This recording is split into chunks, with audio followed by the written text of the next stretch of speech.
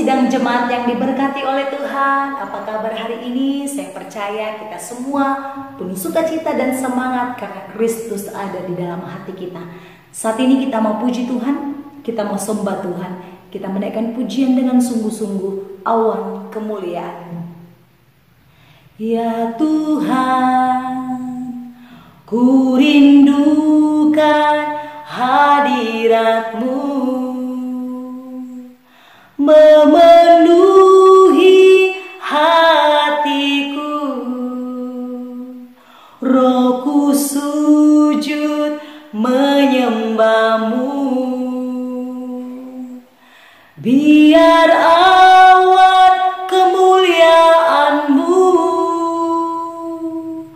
turunlah memenuhi bait suci-Mu.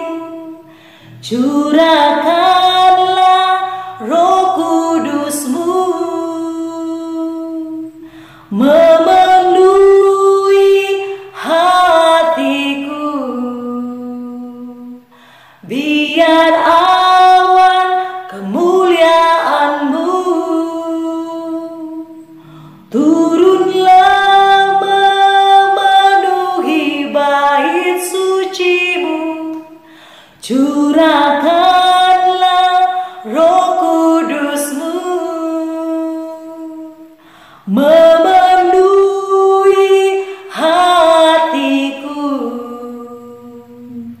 Puji Tuhan, saat ini kita mau mendengarkan firman Tuhan. Mari kita membuka Alkitab kita di dalam 1 Tesalonika pasal 2 ayat pertama sampai ayat yang ke-16. Saya akan membacakannya bagi kita semua. 1 Tesalonika pasal 2 ayat pertama sampai 16, demikian firman Tuhan. Kamu sendiri pun memang tahu, saudara-saudara, bahwa kedatangan kami di antaramu tidaklah sia-sia. Tetapi sungguh pun kami sebelumnya, seperti kamu tahu, telah dianiaya dan dihina di Filipi. Namun dengan pertolongan Allah kita, kami beroleh keberanian untuk memberitakan Injil Allah kepada kamu dalam perjuangan yang berat.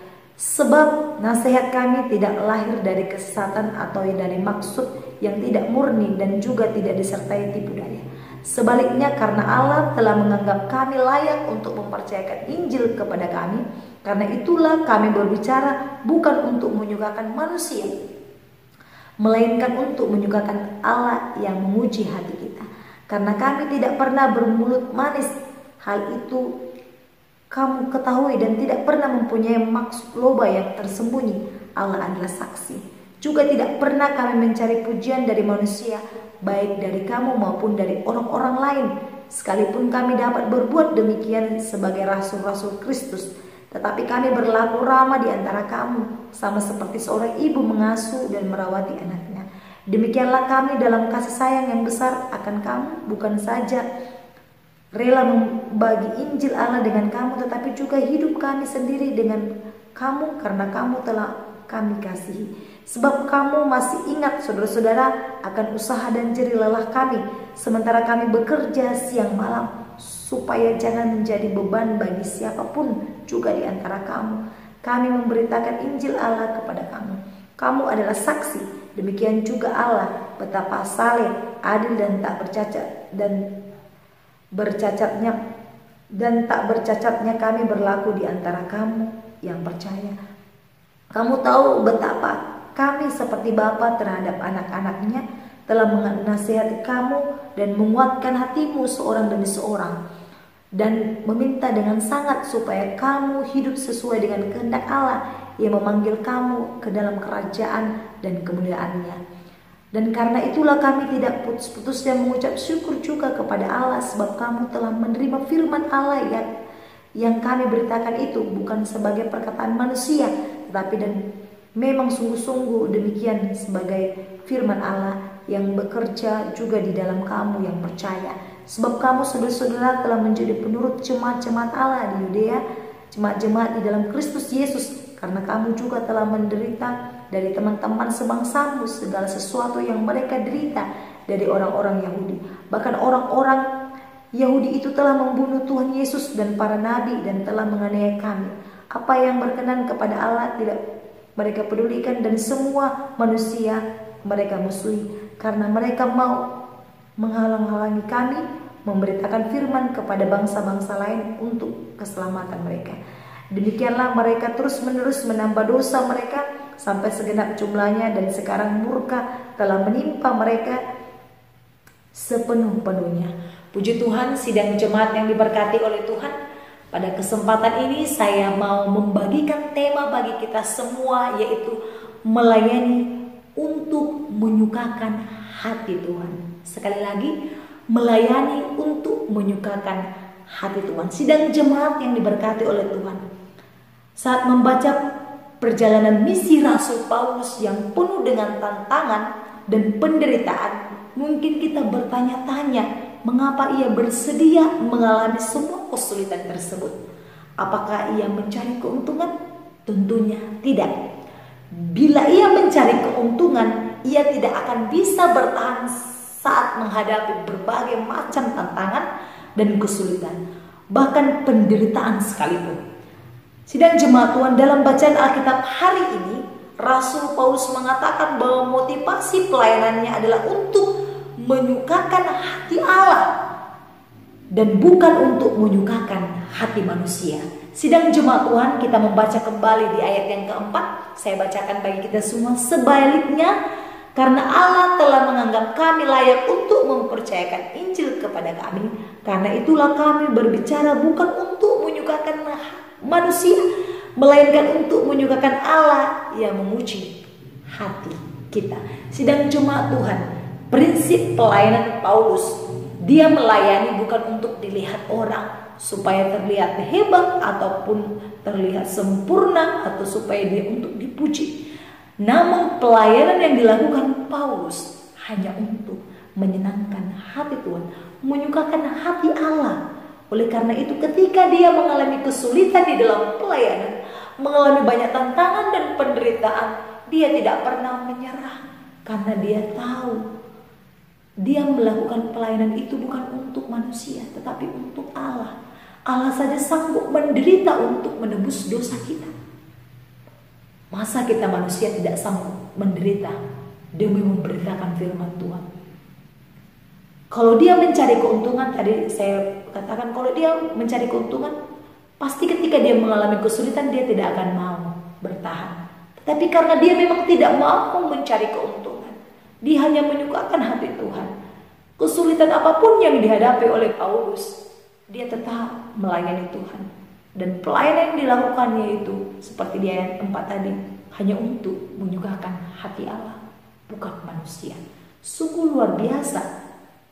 Dan ini patut kita teladani, dan ini patut kita tiru dan kita terapkan di dalam kehidupan kita sebagai orang Kristen. Banyak orang Kristen ketika sudah mengalami kesulitan, datang beribadah pun susah, atau demikian sebaliknya, ketika sudah mengalami kesenangan, bersyukur pun kepada Tuhan tidak mampu, tidak mau, dan sangat sulit. Oleh karena itu jemaat Tuhan, apapun kondisi dan situasi kita, satu hal yang mau saya ingatkan, mari kita tetap menyukakan hati Allah. Dan itulah yang dikehendaki. Dalam penderitaan pun kita tetap percaya, tetap menjalankan tugas kita sebagai orang Kristen. Sedang jemaat Tuhan, apa saja yang dilakukan oleh Rasul Paulus untuk menyukakan hati Allah? Yaitu Rasul yang pertama, Rasul Paulus berjuang memberitakan Injil dengan berani dan setia walaupun ia menghadapi orang-orang yang menentang pemberitaan Injil. Yang pertama yang dia lakukan Rasul Paulus untuk menyukakan hati Allah, yaitu dia memberitakan Injil. Kemudian semangatnya tidak kendor walaupun ia berkali-kali harus masuk penjara. Kemudian seperti yang terjadi saat ia memberitakan Injil di kota Filipi, ya banyak orang yang menolak Injil, tapi dia tetap memberitakannya dengan baik.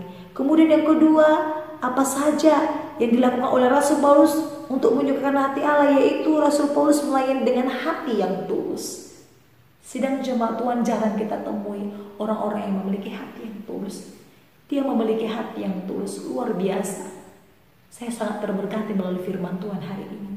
Hati yang tulus itu sulit kita jumpai kepada setiap orang.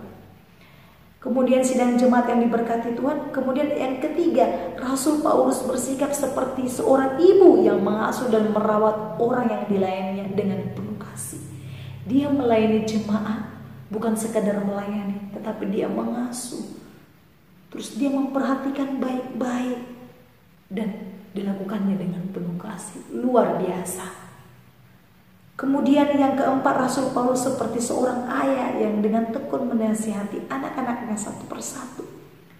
Sidang jemaat Tuhan, Rasul Paulus seperti ayah. Kita tahu tugas tanggung jawab ayah sebagai orang tua yaitu menasihati, membimbing anak-anaknya. Dan itulah yang dilakukan oleh Rasul Paulus. Mari kita sebagai orang tua juga demikian, memiliki hati seperti Rasul Paulus. Kita ibu, mari kita memiliki hati seperti Rasul Paulus. Kita seorang ayah, mari kita memiliki seperti Rasul Paulus. Ataupun siapapun kita, Rasul Paulus sebagai contoh yang baik untuk kehidupan kita. Sidang jemaat yang diberkati Tuhan, yang kelima, Rasul Paulus memiliki kerinduan yang besar dan selalu mencari kesempatan untuk melayani jemaat. Dia bukan hanya menunggu kesempatan baik untuk melayani, melainkan ia memakai setiap kesempatan untuk melayani. Selama hidupnya dia hanya melayani Tuhan. Ketika dia sudah bertobat, Paulus bertobat. Satu hal prinsip hidup Paulus, hanya untuk melayani Tuhan. Tidak ada yang lain. Karena bagi dia hidup ini tanpa Tuhan sia-sia. Hidup ini tanpa firman sia-sia. Kaya pun atau bagaimanapun keadaan kita sekarang, kekayaan kita, kemewahan yang kita miliki, atau kejayaan ataupun jabatan yang kita miliki tidak menentukan kita masuk surga. Tetapi yang menentukan kita adalah percaya Tuhan, melakukan kehendak-Nya. Itu yang diperhitungkan oleh Tuhan, bukan soal materi yang ada di dalam dunia ini. Sidang jemaat Tuhan, firman Tuhan hari ini luar biasa mengingatkan kita. Mari kita memiliki hati seperti Rasul Paulus, yaitu melayani Tuhan untuk menyukakan hati Tuhan dan bukan manusia. Sidang jemaat Tuhan, melayani itu bukan hanya tugas seorang pendeta ataupun penginjil ataupun majelis gereja, bukan. Tetapi melayani itu adalah untuk semua orang yang percaya. Melayani Tuhan itu tugas orang percaya. Kita semua adalah orang percaya. Mari kita melayani seperti Rasul Paulus dengan tulus. Melayani melalui pekerjaan kita, itu juga melayani Tuhan. Melalui keluarga kita, anak-anak kita, itu juga melayani Tuhan. Oleh karena itu, tekankan firman Tuhan ini, lakukan, maka kita akan diberkati. Mari kita berdoa. Terima kasih Tuhan, firman yang sungguh luar biasa mengingatkan kami bahwa kami diajar untuk melayani Tuhan, bukan untuk menyukakan hati manusia, tetapi untuk menyenangkan hati-Mu Tuhan. Terima kasih Bapa, firman-Mu luar biasa, supaya kami bisa meneladani seperti Rasul Paulus yang sungguh-sungguh dengan penuh kasih, kesabaran, dan hati yang tulus untuk melayani Tuhan. Ajar kami Tuhan, boleh kami melakukan firman-Mu dan kami boleh menjadi berkat. Terima kasih Bapa, dalam nama Yesus kami sudah berdoa. Haleluya. Amin. Shalom, Tuhan Yesus memberkati.